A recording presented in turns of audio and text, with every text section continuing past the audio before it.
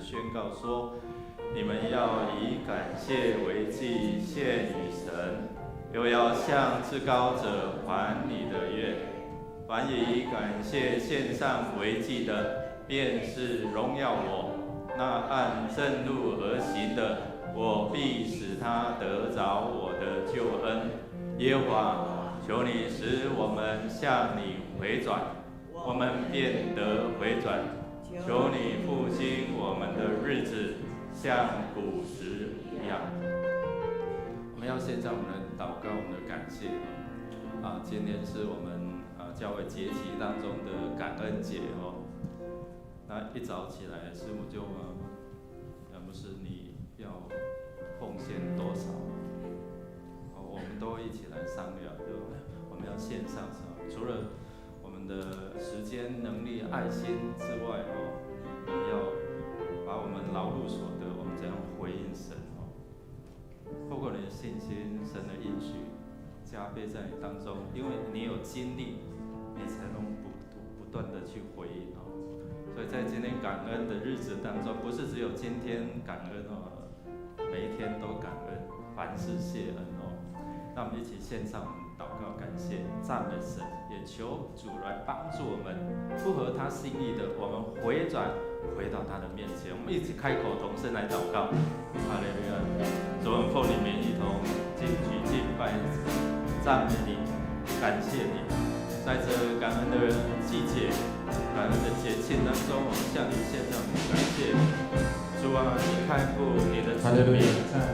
愿意将一切属天美好的事物赏赐给敬畏你的人，因为敬畏你的人无论大小，主你必要赐予。谢谢主，主我们凡事谢恩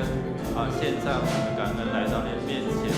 愿你自己来悦纳我们的敬拜，悦纳我们的服事，悦纳我们所奉献的面前，来祝福更多这些的事工。主，谢谢你，我们感谢赞美。因为你看顾你的子民，你愿意将一切丰丰富富的恩典赏赐给敬畏你的人。主，我们知道我们面对的人生许许多多的困境，因为有你的同在，你是我们的牧者，所以我们必不缺乏。因为你是我们的保护者，所以面对敌人，在敌人面前，你为我们摆设宴席。主，谢谢你，你引导我们走义路，走恩典的道路，在我们所走的道路当中，都有你恩典的子油在滴。谢谢主，陪伴我们走过无论是顺境或是逆境，帮助我们能够走在神你的正道，违背你的心意，求你的圣灵来感动我们，回转归向你。祷告靠耶稣基督得胜的名求，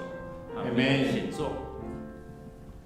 我们要一起为我们的国家、我们的城市来祝福、来祷告，用主的话一起来宣告说：耶和华，求你不要远离我，我的救主啊，求你快来帮助我，求你救我的灵魂脱离刀剑，救我的生命脱离犬类。我们要一起为我们的国家、城市来祝福。最近可能为了莱猪的问题，为了可能中国在不断的威胁我们在国际的组织、经济上的组织，我们都不断的被排除。唯有上帝是我们国家的主，没有办法靠哪一个执政的，怎么样去选择，怎么样去判断。美国的谁当选，我跟谁比较好，我们没有办法求上帝能够保护我们台湾让我们执政掌权在野的都能够同心合意，特别是有正确、有智慧的这样的一个判断，就是要依靠这位造天造地、赐权柄、赐生命的主所以我们为了我们国家城市为了我们的这样的一个和谐来祷告。一乱，我们就看到整个社会那这样的一个分段。有一个好消息，就是说有疫苗，但是这个疫苗真的能够保护我们安全吗？我们不晓得我们开口来祷告，为这块土地、这地的百姓来祝福、来祷告，使这地的百姓成为一个蒙福的百姓，使这地成为喜乐之地。我们开口来祷告。哈利路亚！主，我们感谢赞美，甚至在台湾，主啊，你放在台湾这块土地，这地的百姓，许许多多的人还不认识你，还没有来敬畏你，他们造人所造的这一切的神。主啊，求你帮助我们的百姓回转归向你，帮助执政掌权知道敬畏你，依靠你，因为所有的权柄都只在于你。主啊，即使是世界的强权，我们就看到面对这些的瘟疫，我们知道他们都束手无策，唯有你的怜悯，唯有你的慈爱，拯救我们脱离凶恶。因为一切的国度、权柄、荣耀是从你而来，造天、造地、造生命，是给君王权柄的主。主要让我们知道，我们面对的是有形跟无形的，看得见或看不见的这些的仇敌。我们看到瘟疫肆虐，即使是世界的强权都没有办法去面对这样的一个瘟疫的侵袭，没有办法抵挡。我们看到全世界这样的疫情，在秋冬的时候不断的一直在蔓延，但是你依然恩待台湾，保守我们在警醒当中能够有所防范，在警醒当中依然有资源、有药品来帮助，让我们的执政掌权在拟定所有的政策是有利于这地的百姓跟这地的这样的一个所有的住民。主，我们奉你名来祝福，因为我们不是依靠势力，不是依靠才能，依靠万军之耶和华方能保护我们，能够对付这些仇敌，脱离凶恶。因为一切都是从你而来，保守看顾我们在这块土地的子民都能够敬畏你，因为敬畏你的人无论大小，主你必赐福。祷告靠耶稣基督得胜的名，阿们。弟兄姐妹，我们再次为了我们的需要来祷告，一起来宣告主的话说：我将耶和华常摆在我面前，因他在我右边，我便不致摇动。因此，我的心欢喜，我的灵快乐，我的肉身也要安然居住，因为你必不将我的灵魂撇在阴间，也不叫你的圣者见朽坏。你必将生命的道路指示我，在你面前有满足的喜乐，在你右边有永远的福乐。我们为了身心灵的需要来祷告，特别在你的身心的方面哦，那感情、婚姻、产业，我们看这5方面都是连带的，可能因为感情的受挫，因为感情的这些的面对一些的困境，所以带来了心灵的这样的忧伤。我看最近有一些的弟兄姐妹，他们面对可能一些的困境，对内在就产生一些问题，所以可能需要住院，可能需要有一些的协谈，需要有一些的帮助。所以我们看这些都是连带，可能因为事业冲击，因为课业带来影响，因为跟人之间的关系破裂，所以会导致身心灵的这样的一个问题出来哦。所以牧者们就需要为他们来祷告，帮助他们释放他们自己灵里面所碰到的这一些可能从病痛来的、身体来的，会造成我们可能忧郁或者是内在的问题哦。求神来帮助我们哦。那特别我们如果当中有需要这些的服侍祷告，你可以原地站立起来，我们的同工要为你来祷告。这段的时候，一起用信心来到神的面前。如果你在身心里有需要或者几方面需要代祷的，你可以现在原地站立起来，我们一起来祷告，或者是你站着，我们一起来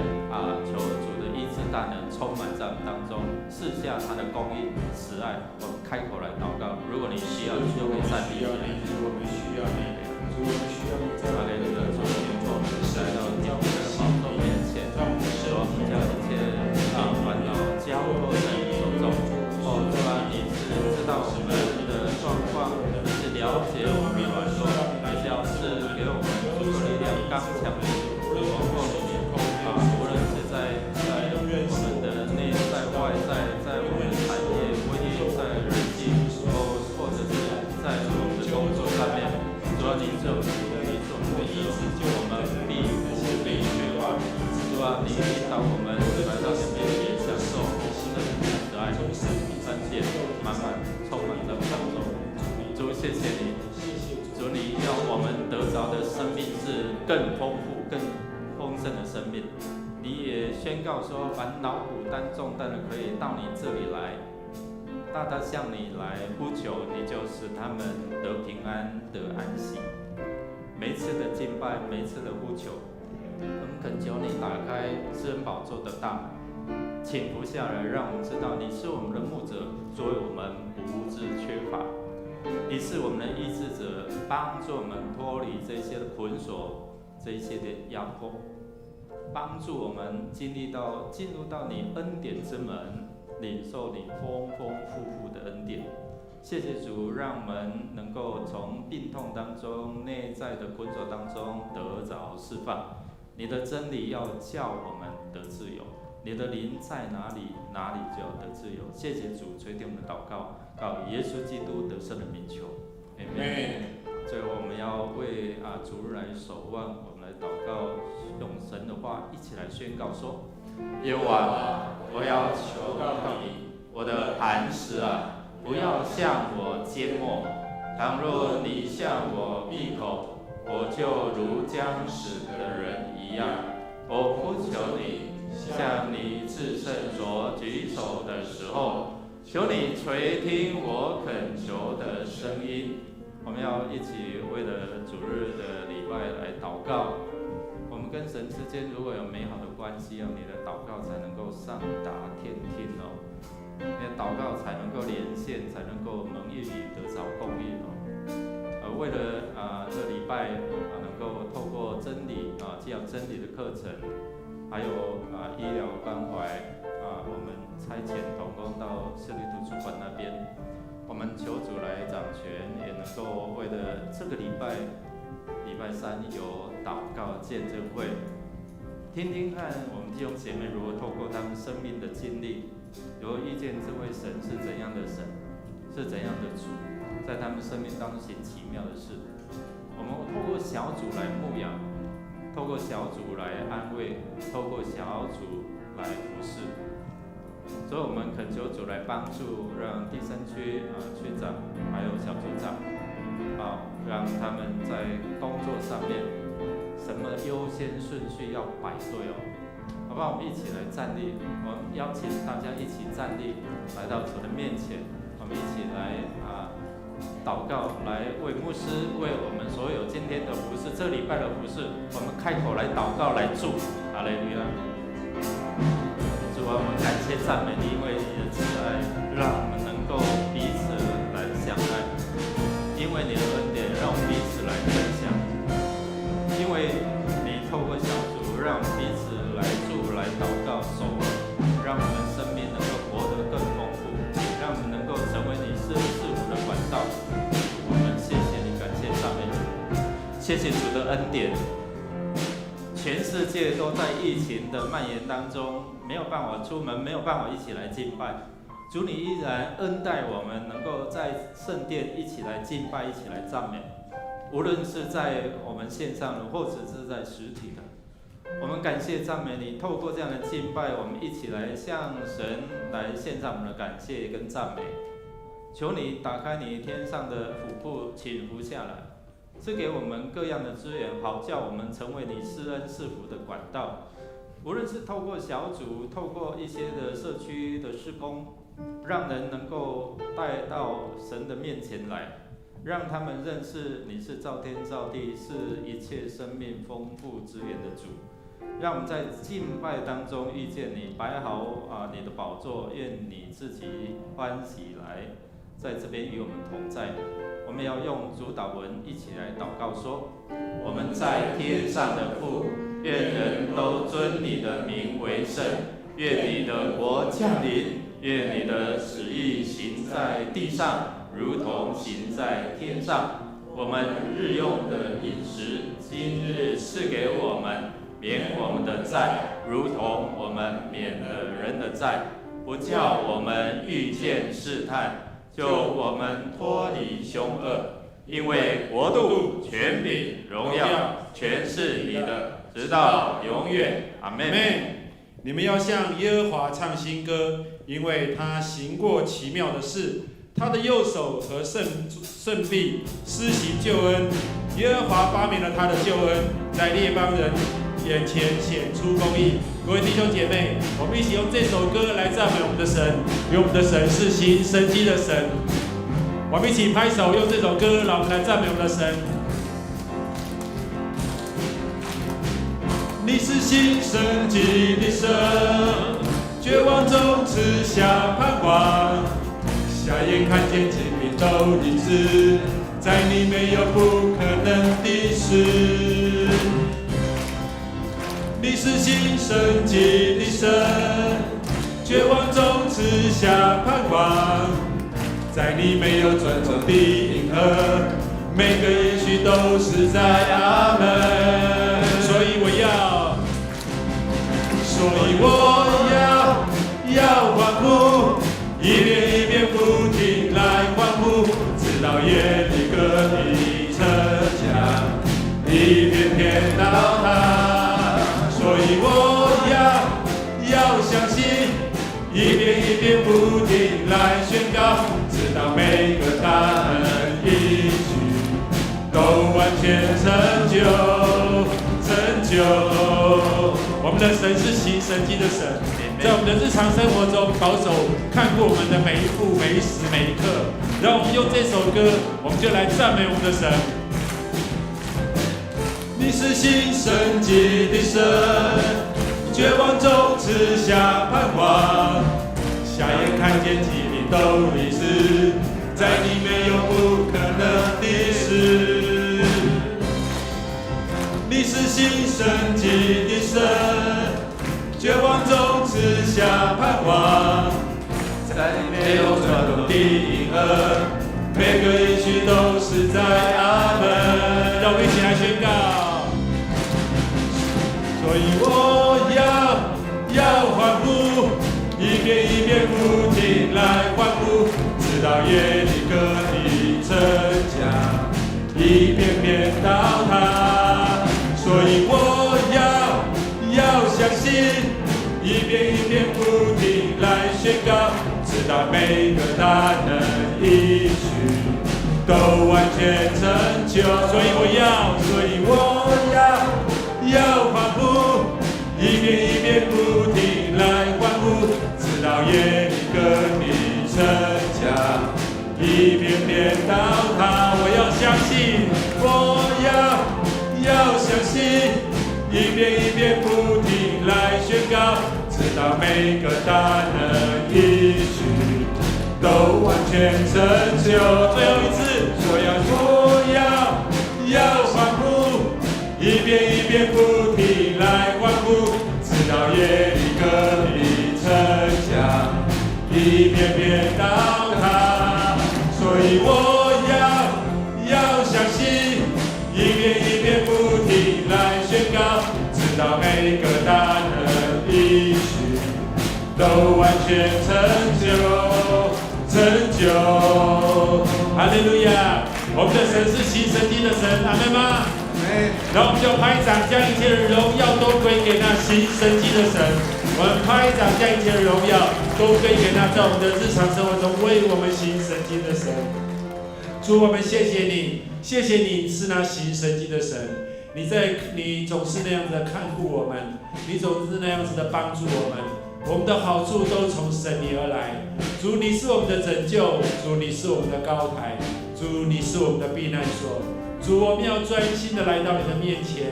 我们要来仰望你，我们要专心来到你的面前，来定睛仰望你，等候耶和华。我们一起来唱。我要专心等候耶和华，也要定睛仰望他，来到主施恩宝座前，以梦连续得过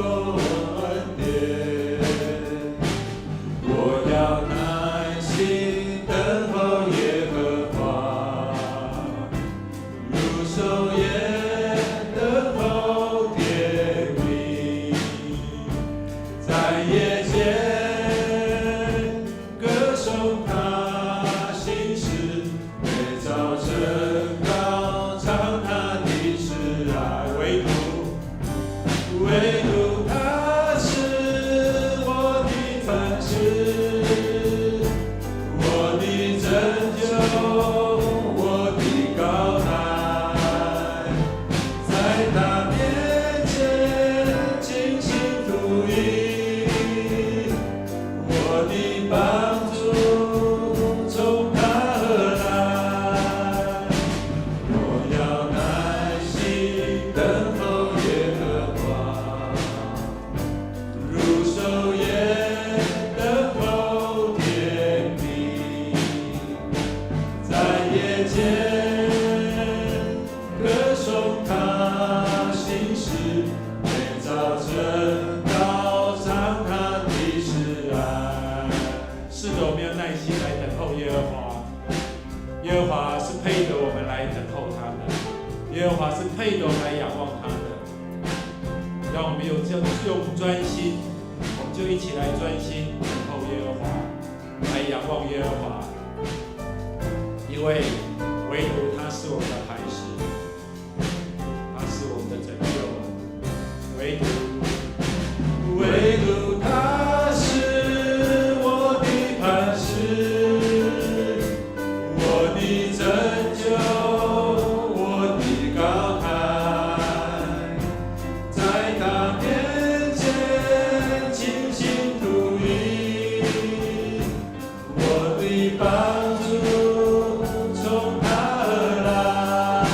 唯独他是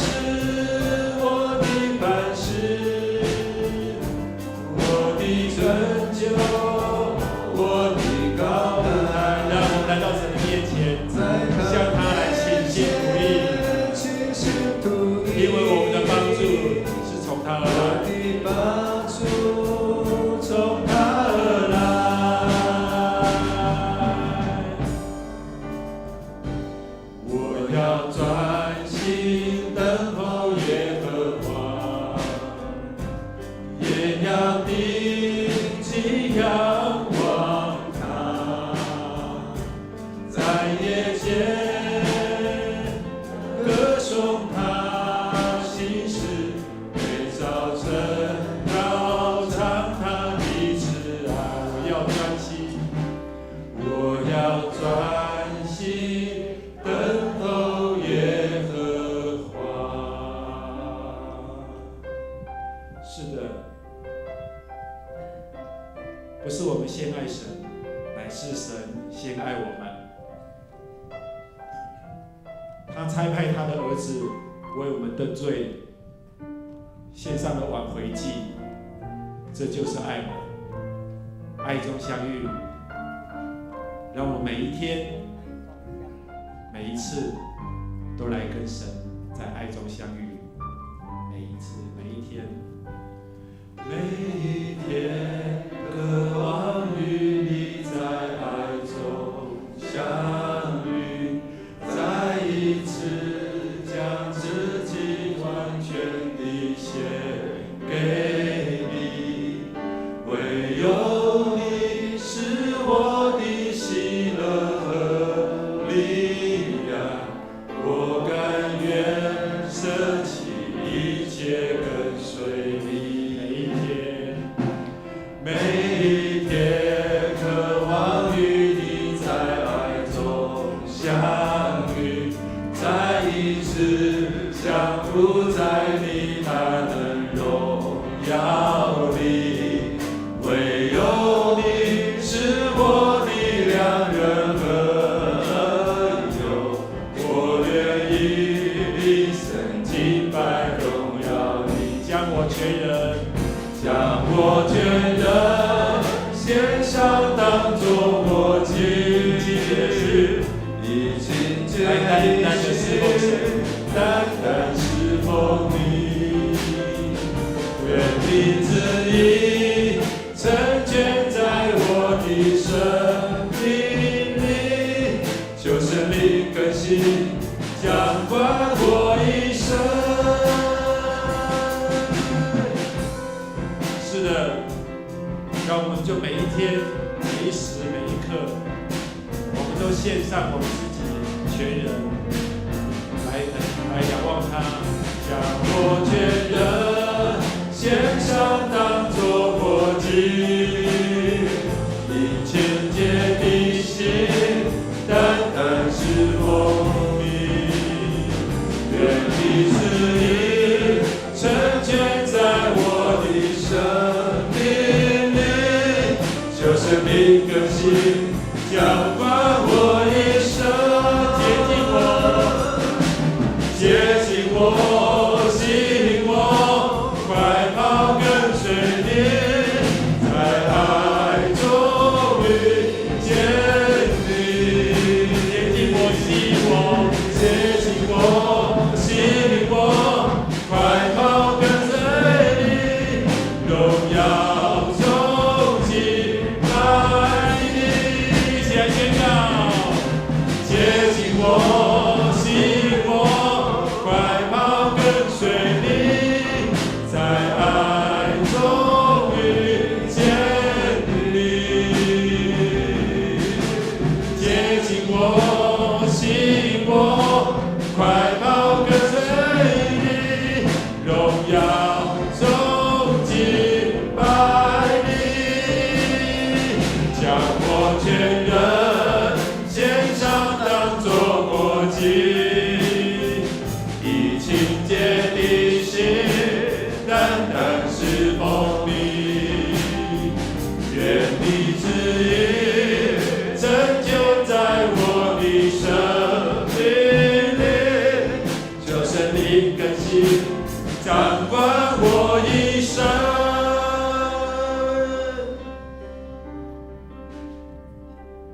每一天渴望与你在爱中相遇，再一次将自己完全地献给你，唯有你是我的喜乐和力量，我愿意一生敬拜荣耀你。主，每一天，让我们都可以与你相遇，每一时刻们更认识你，知道你与我们同在，不管是在顺境，是在逆境，帮助我们透过我们周遭的事物，在野外，在家里，在工作的场所，在行走，在躺卧，你都护卫着我们，彰显你自己的慈爱，让我们认识你，用你的爱来吸引我们，快跑来跟随你，用每一次的敬拜得着你的悦纳，每一次的呼求，从你宝座赐下你的应许，每一次的聚集，彼此有分享交通，每一次的这样的一个面对我们生命的困境，你足够的力量帮助我们，从你的话语当中开启我们的心窍，明白你的真理，好叫你的真理使我们得着自由。谢谢主垂听我们的祷告，靠耶稣基督得胜的名求。妹妹坐下，彼此来祝说：上帝的话语成为你的恩典，上帝的话语成为你的恩典。请坐。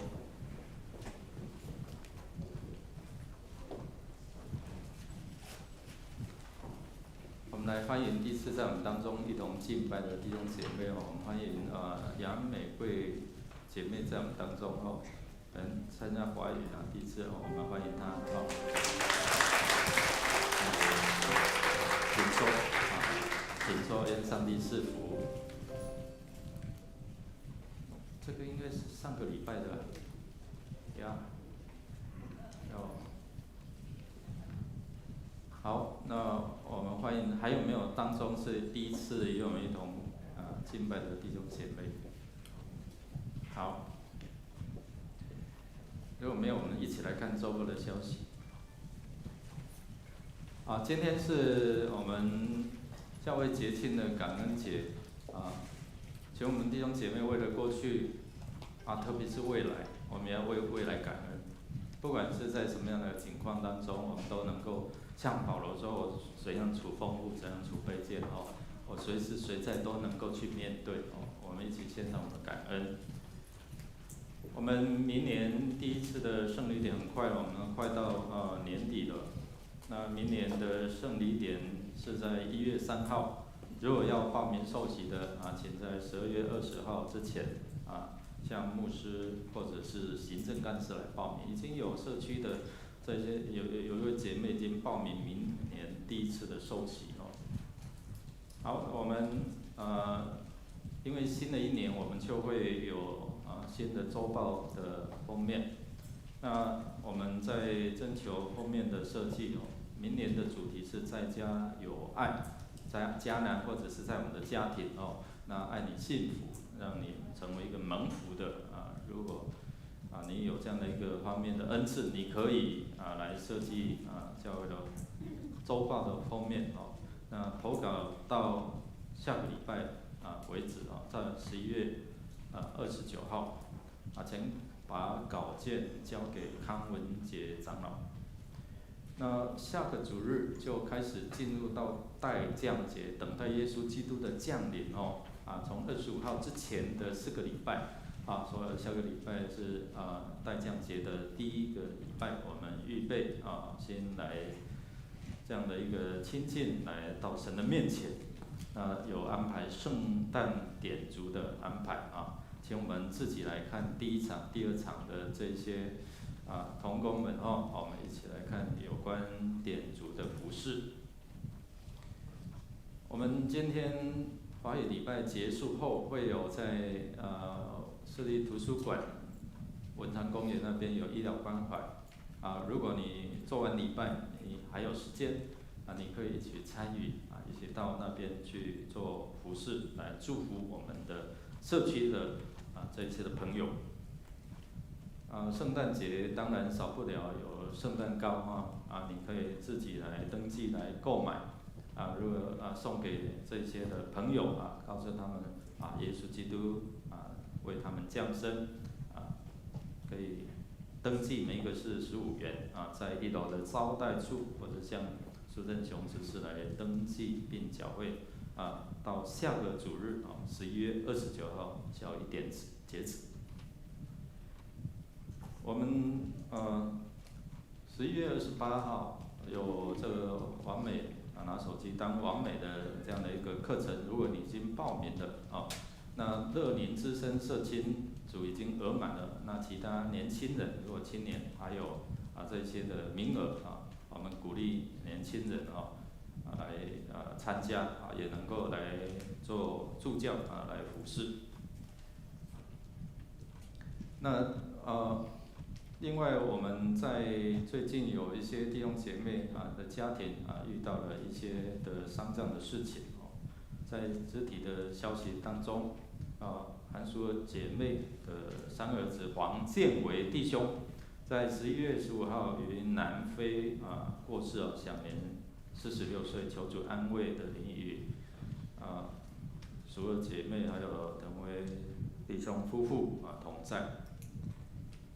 第2组的吴林淑满姐妹的母亲彭善良姐妹于11月12号过世，享其寿100岁，哇，这个高寿了，然后将于11月27号举行告别式，求主来安慰在这些家属那在上个礼拜是早上牧师跟文人长也到邱丽华姐妹的父亲居住的地方在中立大概在凌晨5点多，牧师接到电话那去为他祝福在11月19号蒙主恩召安息主怀，哇，这个也都是高寿，享年96岁他是上帝的儿子所以他有信主，在11月28号，就是这个礼拜六。我们早上8点会在桃园殡仪馆至真堂举行入殓，9点火化，那下午1点会回到我们教会为他举行所以是告别礼拜下午4点会在基隆的南荣公墓举行安放礼拜求主来安慰，特别是这个家族还有未信主的那我们特别为他们祝福来祷告，让当天的告别礼拜也能够让他们透过这样的一个礼拜过程当中认识到赐生命的主，也能够使他们得着安慰其他的我们就自己来看我们来读今天的金句。今天的金句一起来念2遍，来。我因此自己勉励对神对人常存无愧的良心。使徒行传24章16节再一次，我因此自己勉励对神对人常存无愧的良心。使徒行传24章16节。我们预备先来奉献，奉献是基督徒感恩的表现，注意甘心乐意，多种的多收，少种的少收。那我们一起来经历，透过千年感恩的这样的一个季节感恩主日，我们一起献上我们的感谢。我们一起站立对不起，我们一起先坐着先坐着，我们来唱这首诗歌，献上感恩，献上感恩的心归给全能神引导，赐下独生子主耶稣基督，献上感恩的心归给至圣全能神引导，赐下独生子主耶稣基督，一起站立。如今软弱者已得刚强，贫穷者已征服主，都因为主已成就了大事。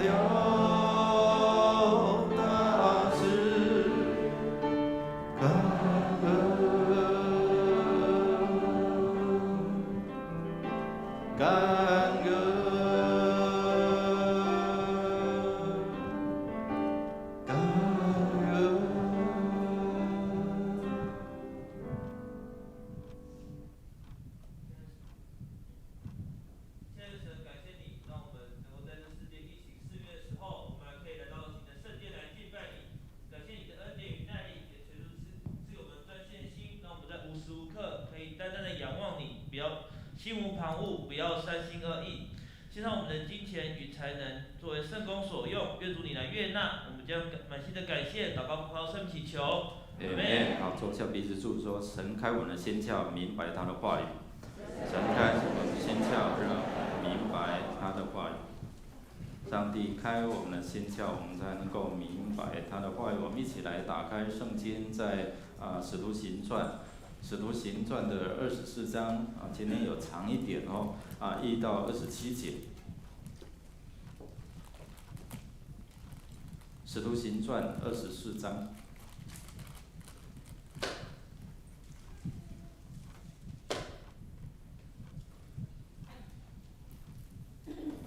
使徒行传24章，我们快把使徒行传看完了哦。使徒行传总共有28章。24章的第1节到27节，如果你预备好，看看你左右邻居有没有预备好圣经。好，如果预备好了，我们要一起大声来读上帝的话，一起来读说：过了5天，大祭司亚拿尼亚同几个长老和一个辩士铁土罗向巡抚告保罗，保罗被提了来，铁土罗就告他说：菲利斯大人，我们因你得以大享太平，并且这一国的弊病，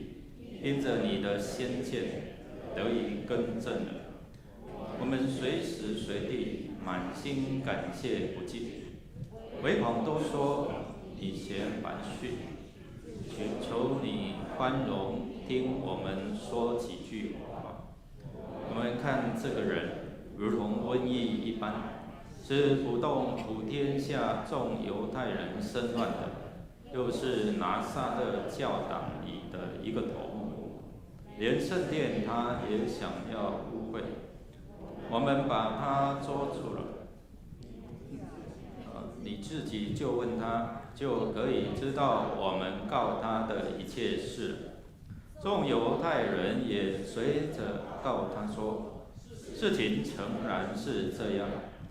巡抚点头叫保罗说话，他就说：我知道你在这国里断事多年，所以我乐意为自己分述。你查问就可以知道，从我上耶路撒冷礼拜到今日，不过有15天，他们并没有看见我在殿里，或是在会堂里，或是在城里和人辩论，耸动众人。他们现在所告我的事，并不能对你证实了。但有一件事，我向你承认，就是他们所称为异端的道，我正按着那道侍奉我祖宗的神，又信合乎律法的，而先知书上一切所记载的，并且靠着神，盼望使人无论善恶都要复活，就是他们自己也有这个盼望。我因此自己对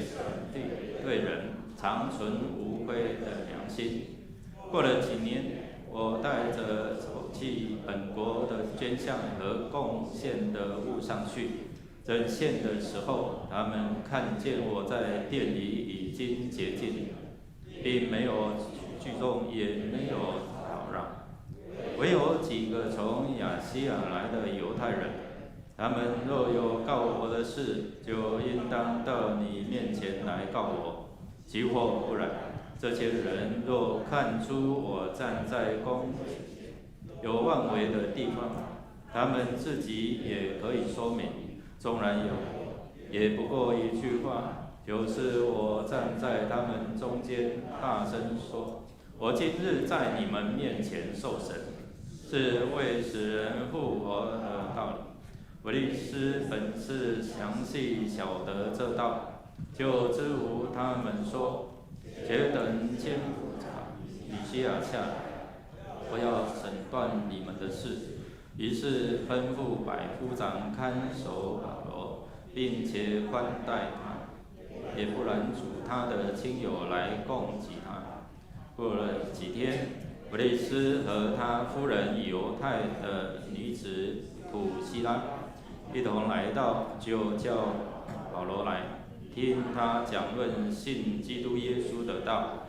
保罗讲论公义、节制和将来的审判。腓力斯甚觉恐惧，说：“你暂且去吧，等我得便再叫你来。”腓力斯又指望保罗送他银钱，所以屡次叫他来和他谈论。过了2年，波求菲斯都接了腓力斯的任。腓力斯要讨犹太人的喜欢，就留保罗在监里啊，愿上帝的话语成为我们的帮助，能够明白他的这样的话语的真理的意义。我们一同来祷告。主，谢谢你，让我们透过这一段的经文，我们明白上下文，也能够知道整个经文的脉络，告诉我们如何面对这样的一个生命当中的控告跟困境的时候，我们如何能够靠着主将给我们的力量跟智慧面对，能够胜过它。谢谢主开我们心窍，明白你的真理，叫真理使我们的生命得着自由，不受捆绑。祷告靠耶稣基督得胜的名 ，Amen。弟兄姐妹，我们不知道你曾不曾经有这样接过法院来的一些的通知，有吗？有过的举手。OK， 有，可能是突然看到你会吓一跳，有什么事情哦？我曾经接过原来是可能我南部有土地那个有人持分的人被拍卖他要提出来拍卖，那我们是比较优先的嘛，所以我们会接到。那突然看到法院来了，你会吓一跳，你说到底是什么事？我又没有犯过什么样的法所以稍微会紧张不过如果未来你会接到这样的通知书的时候，你不用紧张因为在2017年的7月22号有3读通过，本来这个法案叫做国民参与刑事审问的这一个法案，那后来改名叫国民法官这样的案未来我们在电视所看到的，可能在我们生活当中会呈现，就是说你接到这样的通知书，可能你会有资格成为国民法官，参与在这样的一个陪审团里面那到2023年元旦就会开始实施了所以未来可能接到说那你不会吓一跳可能你有这样的一个参与审问审判在刑事方面的案件的这样的一个资格好，那我们看到未来可能你担任这样的职位的时候，你怎么样去面对有正确的这样的审判的这样的一个智慧？这段的经文我们接续上个礼拜所讲的因为保罗他面对这样的一个敌人的杀机，所以我们看到有上帝为他来化解这样的一个凶恶记得吗？上个礼拜刘牧师跟我们分享有几个人他们立誓，如果没有把保罗杀掉，我们就不吃不喝。有几个人知道吗？40个，很好感谢主我们还记得那40个人他们立誓就告诉这大祭司还有这些长老们说，我们要这样做表示说这些的宗教领袖知不知道？知道那后来上帝的安排，知道有一个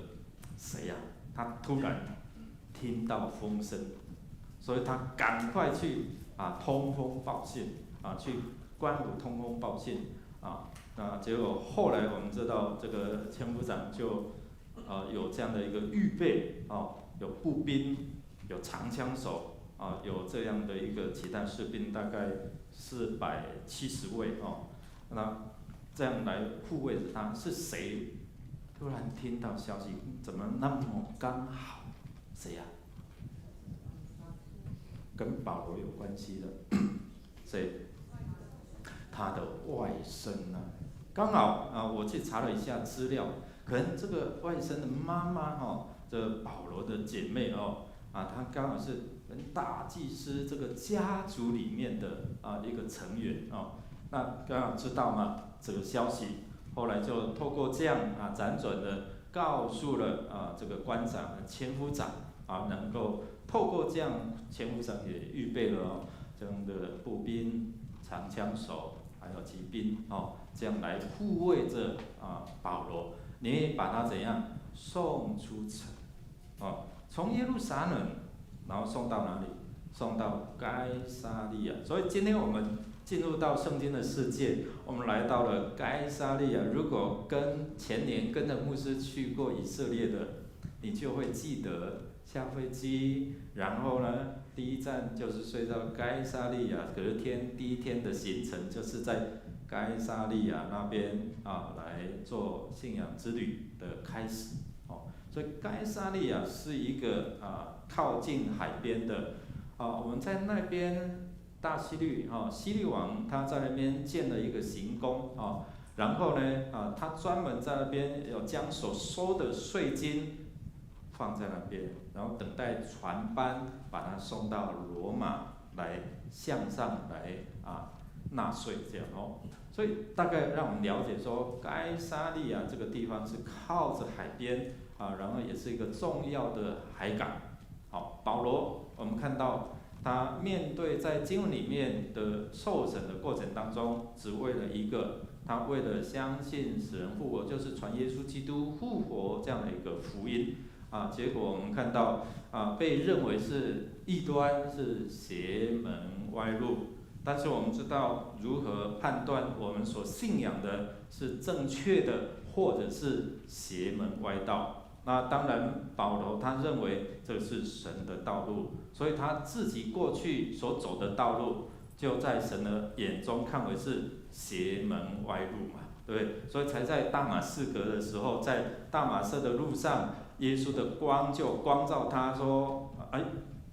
你是谁啊？我是你所迫害的耶稣。”这一段的经历，所以他从不一样的道路开始怎样转变，走在上帝的道路。好，这稍微让我们知道连接了上个礼拜我们所听的这一些的如何跟上帝有这样的一个连结相通，你就有属神的智慧来通知你能够面对所以上帝透过整个事件、整个救恩的过程当中，怎么样预备、帮助，让所有的资源为我们来效力。就好像最近我们在读尼希米记，今天要读第4章，对不对？所以我们看到，当他向上帝祷告的时候，跟上帝连线，国王就看到尼希米说：“你怎么愁眉苦脸呢？”他就祷告说：“我该讲什么？我该要什么？”所以透过这样的祷告当中，上帝告诉他，然后他告诉王，然后王就给他怎样？好，你要什么你就跟我讲他得到了诏书、通行证，还有呢王宫里面王的这些的资源、木材，能够为将来建造城墙所需用，还有他自己所住的所以我们看到跟上帝之间有这样的一个心神相通心心相印的时候，你就不断会领受从上帝来的这样的一个智慧，面对你的困境。我们知道保罗他面对他的被控告了所以他也接到这样的一个法院的通知，你知道吗所以正式的，之前我们看到他都是私底下的那这次是正式的在类似在官方的这样的法庭上面来做这样的控告他是被告，然后大祭司还有其他人犹太人他们是什么原告。好，大概这样了解这样的一个背景。那我们来想说，在这段的经文里面有哪几个方面是影响到我们跟上帝之间的这样的一个面对面这样连线，让我们是可以会分心，还是我们心无旁骛，就是专心仰望这位上帝？就好像刚才我们唱的那首诗歌，我怎么样等候这位耶和华上帝第二个认识，让我们如何跟这位神可以心心相印，可以不断的连结，没有任何的事物可以影响我们。可能会有同工牧师，我最近很忙很忙。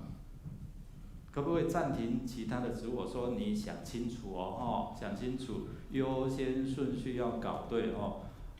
弟兄姐妹，我们看，如果你有这样的一个国民法官的这样的一个身份的时候，你如何做正确的判断？要判断一件事情，不是听听说说就好，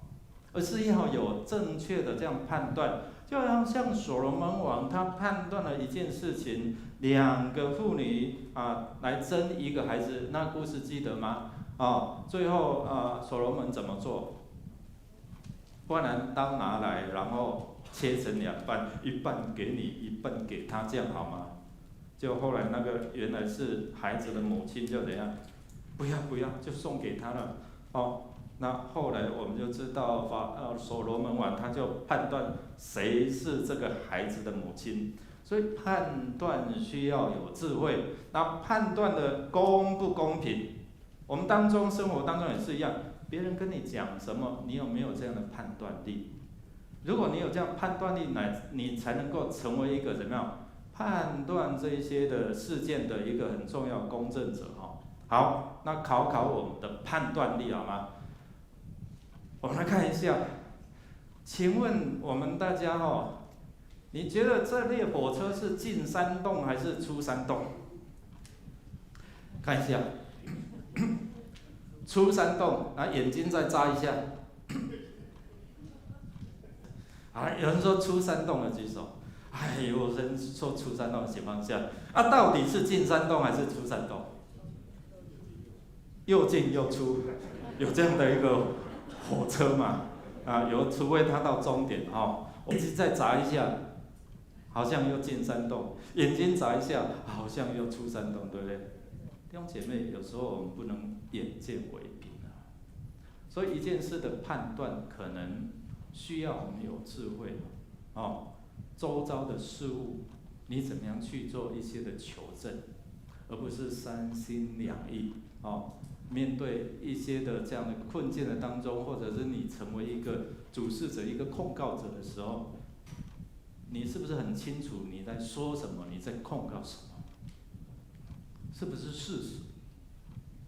所以有时候我们觉得要眼见为凭，但是刚才那个不一定对不对？可能是进山洞，眨一眼，奇怪又变成什么出山洞好。那牧师透过这样，大概我们来了解一下，从这些的困境当中，我们来了解这些控告者他们的心态第一个是偏心用偏什么？偏离上帝的真理明明他们知道上帝的这样的律法不能做假见证来陷害人，但是我们看到他们这样。还是照着他们心来行。你知道这个铁土楼是什么意思铁土楼这个人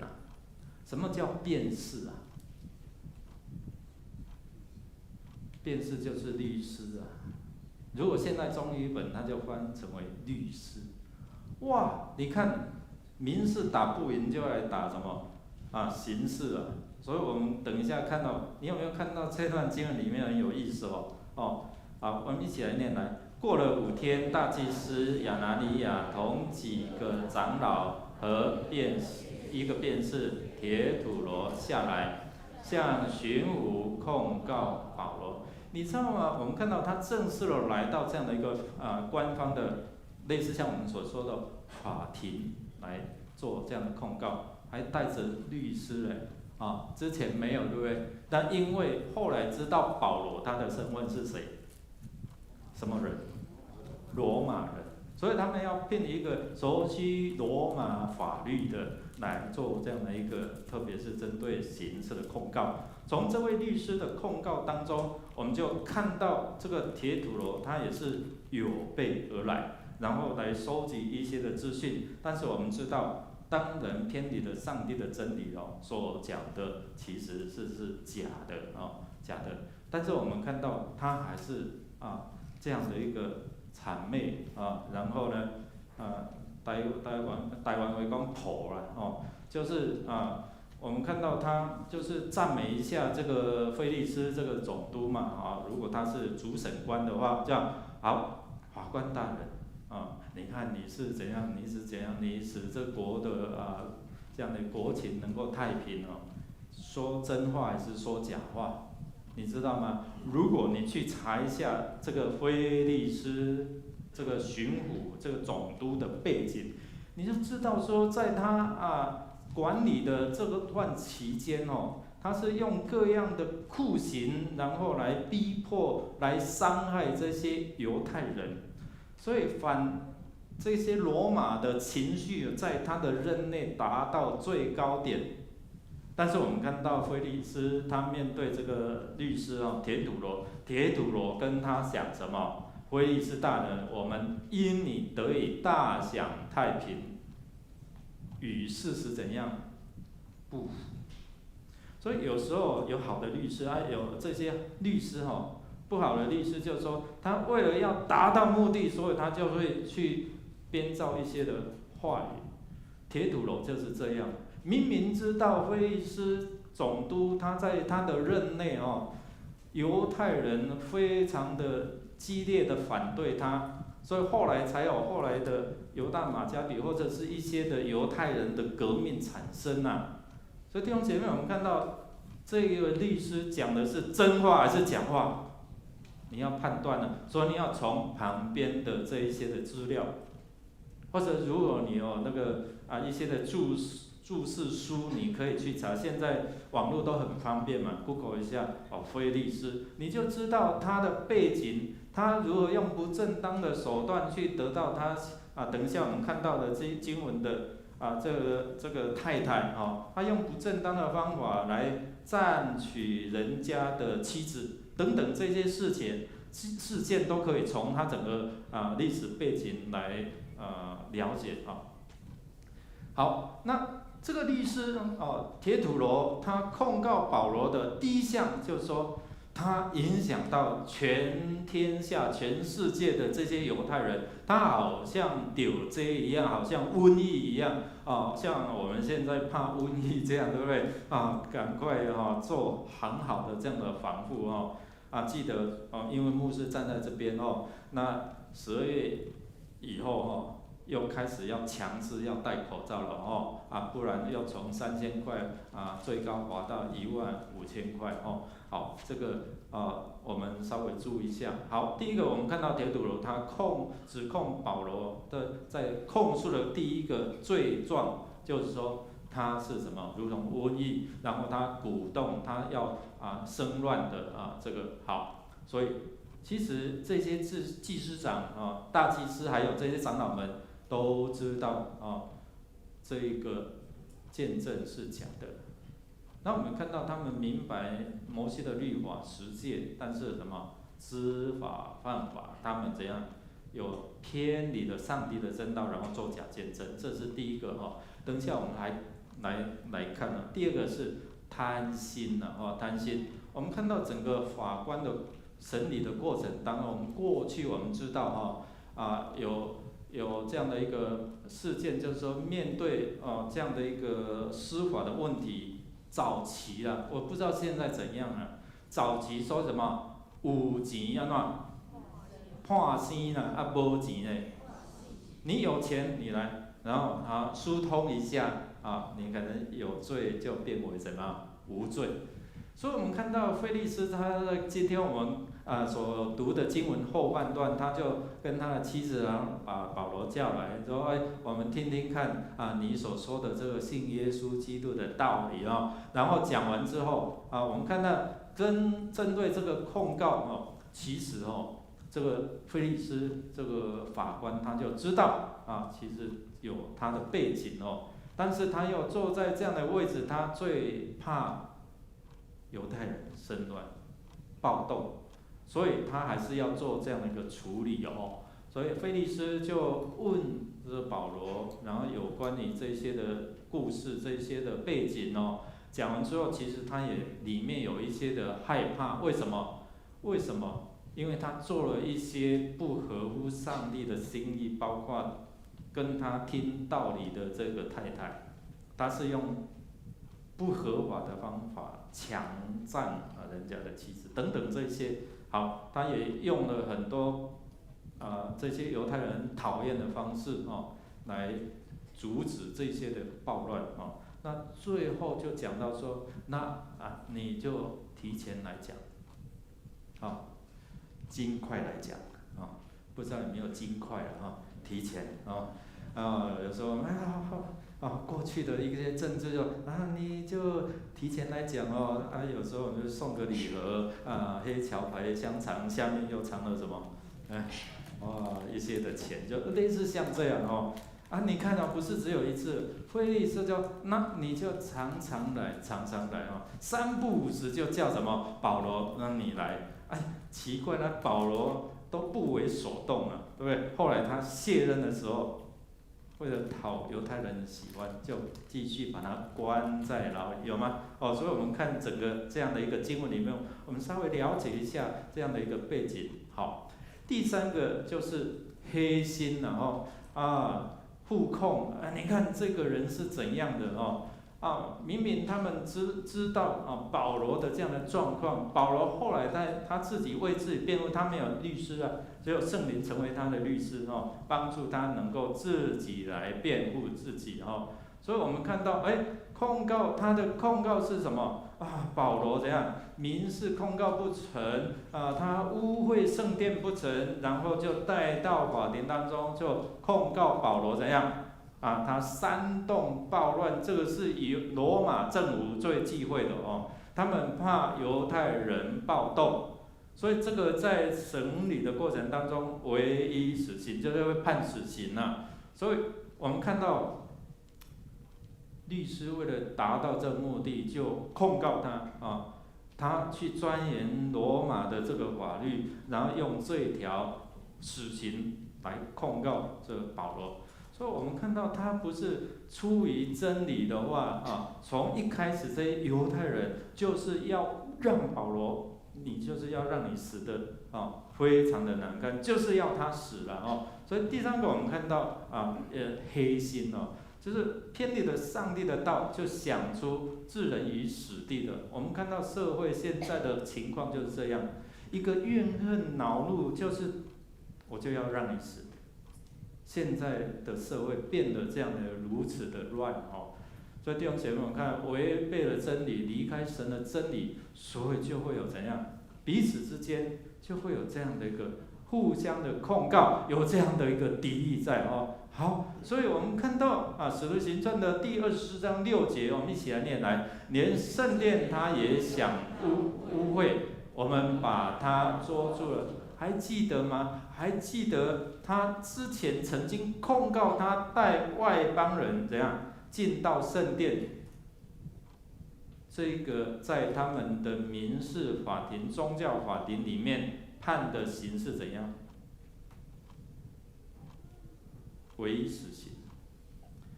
就他们有分外邦人院跟这个犹太人的，对，外邦人只能够带外邦人院，但是呢他们就无会甲讲做有了诬告所以控告保罗说，你看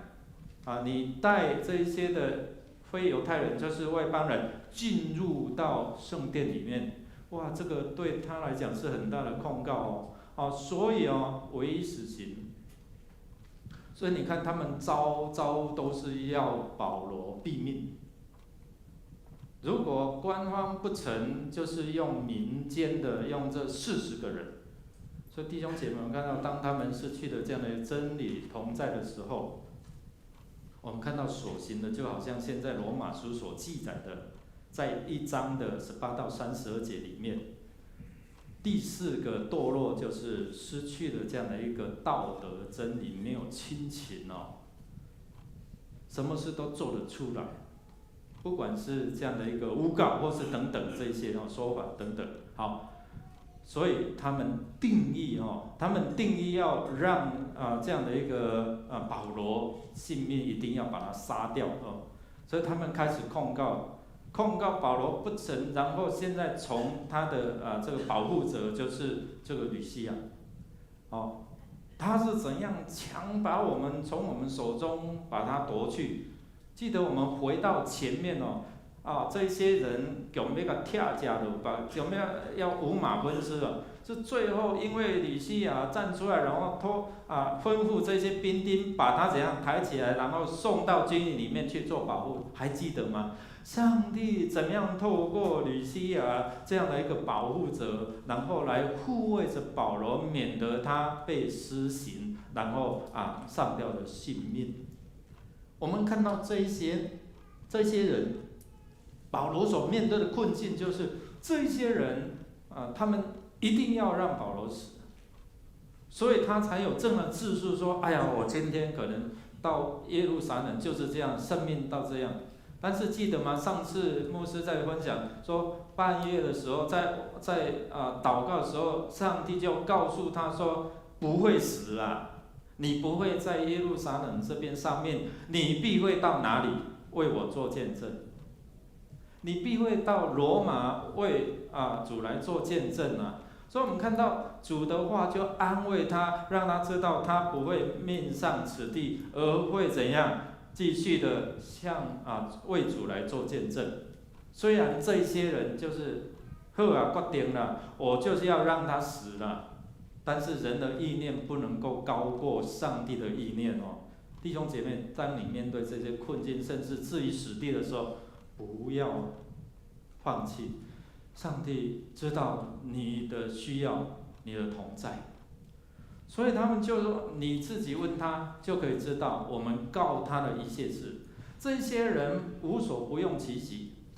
特别是捏造的这些不真实的。好，所以我们看到，面对这样的一个困境，面对可能有一天你站在这个法庭，或是众人在围绕你，在做这样的控告时候，你还会不会专心来仰望？就好像初代教会的信徒当他们受压迫的时候，如果你放弃这个信仰，你就可以活；如果你还要坚持这个信仰，你就要死。你能不能勇敢去面对？保罗他为什么能够心无旁骛？他能够面对这样的困境，还是继续的为主来做见证好，第一个，因为他有这样的一个信心，因为他相信上帝是信实的，因为他之前他就经历过了，所以当他在做自我辩护的时候，上帝就开始给他知道说什么的话语。之前我们看到他有法利赛人，有撒都该人，上个礼拜讲对不对？有法利赛人，有撒都该人，然后他就有智慧讲出一句话：我相信使人复活。撒都该人不相信，法利赛人相信，就引起这样的一个他们自己在怎样对抗，然后呢，他抽身而退，对不对？所以上帝告诉他，让他知道讲什么智慧的言语所以他就说，你可以去查，他们所说的都是不真实的。我才上耶路撒冷几天12天也没有看到我在这样的一个会堂圣殿里面，然后有纠众，然后在那边污秽圣殿都没有。所以他对上帝有信心，就好像牧师刚才讲的，在23章11节当夜，我们一起来念来，当夜主站在保罗旁边说：“放心吧，你怎样在耶路撒冷为我做见证，也必怎样在罗马为我做见证。”牧师告诉我们说，当主向他说这句话的时候，就表示他保护他不会死在耶路撒冷。弟兄姐妹，我们看第二个就是说，他对上帝这样的一个无私的心，这样的一个奉献，这样的面对，因为上帝是公义的上帝，他要怎样去面对他的困境的时候，他知道上帝会与他同在，所以他在自我辩护的过程当中，他就说明了这些情况，一一来反驳了这一些犹太人对保罗的这样的控告，所以他陈述了他在城里，他在殿里都没有耸动这些的群众。他们太夸张了，把他说我扰乱了全世界，耸动了全世界的犹太人，太夸张嘛，对不对？所以我们看到这个事情让他他就是忠心的在上帝的真道上面好，第三个就是说，他有无亏的良心，因为上帝的慈爱恩典让他能够继续来服侍哦。透过这样，他陈述了他所侍奉的是合乎律法、合乎摩西五经、合乎先知书所记载的。所以他在自己分述的过程当中，这自我辩护，他说：“我对神对人，我都存无亏的良心哦。”你知道我们上耶路撒冷做什么？我们上耶路撒冷是带着奉献呢，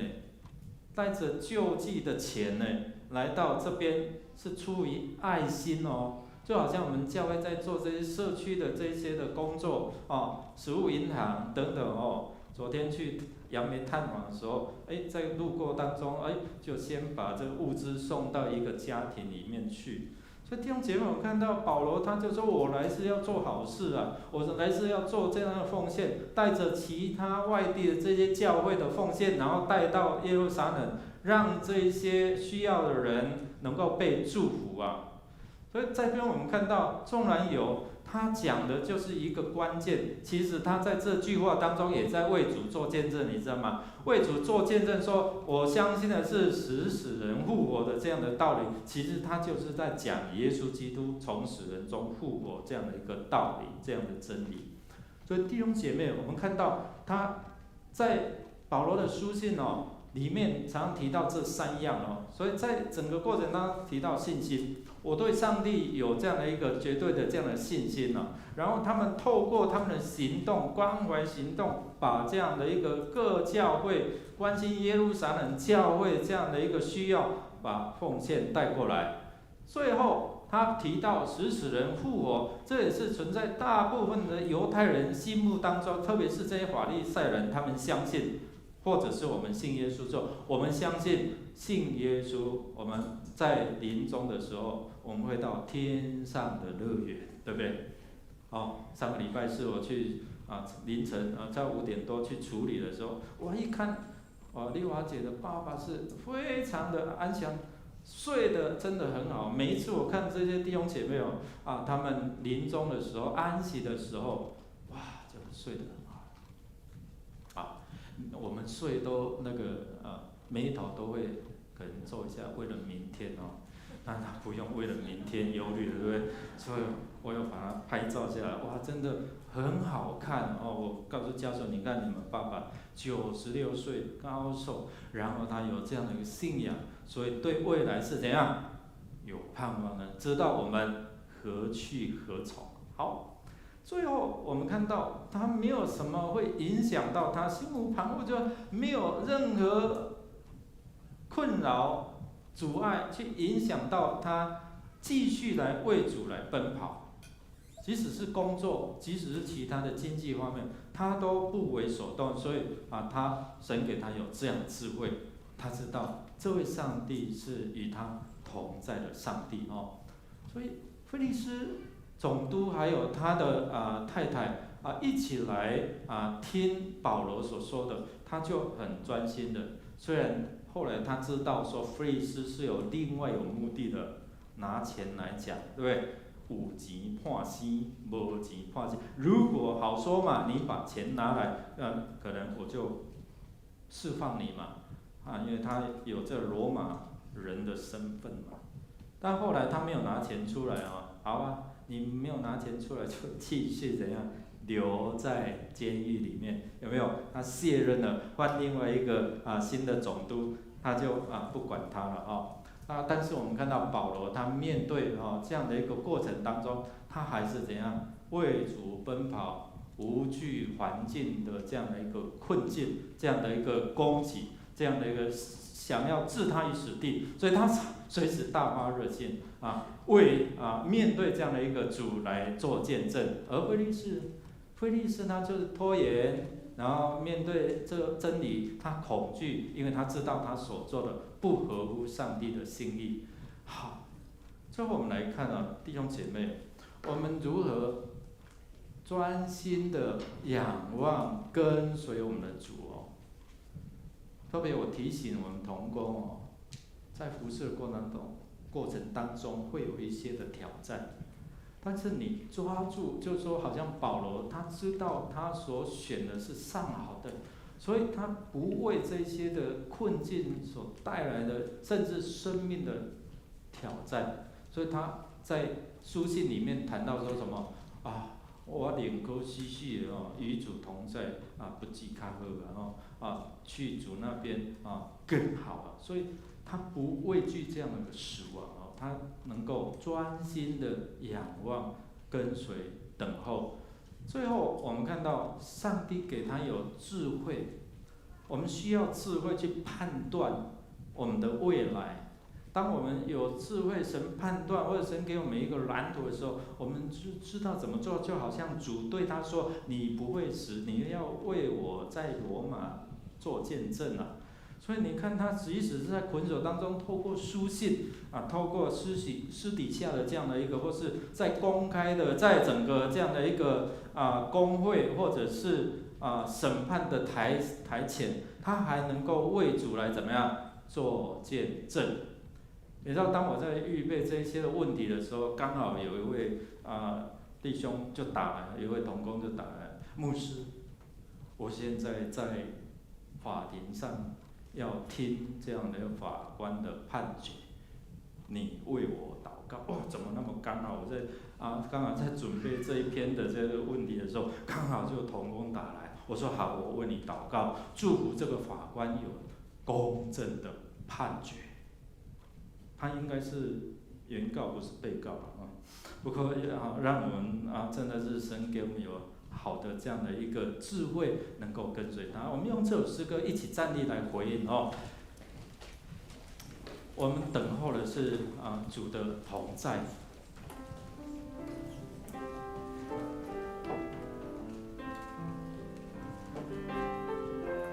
可能你面对的是。你没有办法，你没有人事，你没有资源，你不知道怎样面对控告你的人，但神知道哦。所以我们一起来等候、仰望，让神出手，不是你自己出手。也来。专心等候耶和华，也要定睛仰望他，来到主施恩宝座前，以他连续等候永恩典。我要耐心等候耶和华，如守夜等候怜悯，在夜间歌颂他心事，每早晨高唱他的慈爱，唯独他是我的磐石，我的拯救，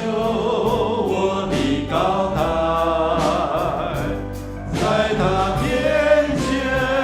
尽心度运，我的帮助从他而来。我要耐心等候耶和华，如守夜等候怜悯，在夜间歌颂那心事，每早晨高唱他的慈爱。我们从头来，我要耐心等候耶和华。弟兄姐妹，我们耐心来等待我们的主，我们等待那使人有盼望的主。可能你面对人的这样的言语的控告，求神给我们有智慧来面对我们的困境。我要耐心等候耶和华，如守夜等候怜悯，在夜间歌颂他心事，每早晨高唱来宣告，唯独他是我的磐石，我的拯救，我的高台，在他面前尽心独一，我的帮助从他而来，我要耐心等候耶和华，如守夜等候天明，在夜间歌颂他其实每早晨高唱他的慈爱，在夜间歌颂他心事，每早晨高唱他的慈爱。我们一起来祷告，主啊，我们等候你。当我们在面对人的控告，面对环境所带来的困境，你是信实，你是公义的主。当我们呼求你，当我们承认我们的软弱，你必为我们所面对的这些困境赐下你的保护、你的资源、你的供应。主啊，我们恳求你，让我们有信心，并且耐心来等候，等候你给我们的这些的护卫、平安，直到我们所盼望的有一天你来，使我们能够在主里面永恒的安息。愿主耶稣基督，你给我们有属天丰富的资源。当我们面对这些的困境的时候，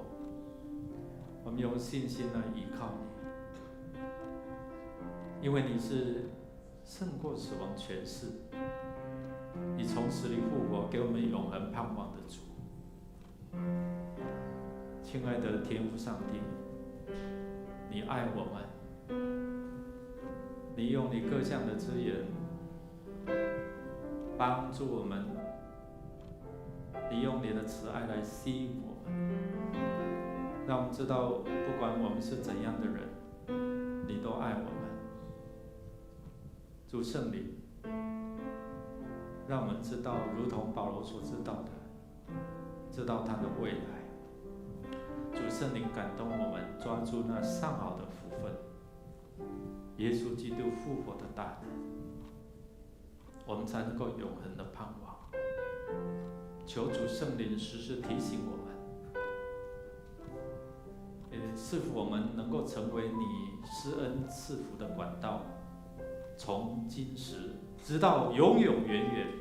Amen。弟兄姐妹，请坐。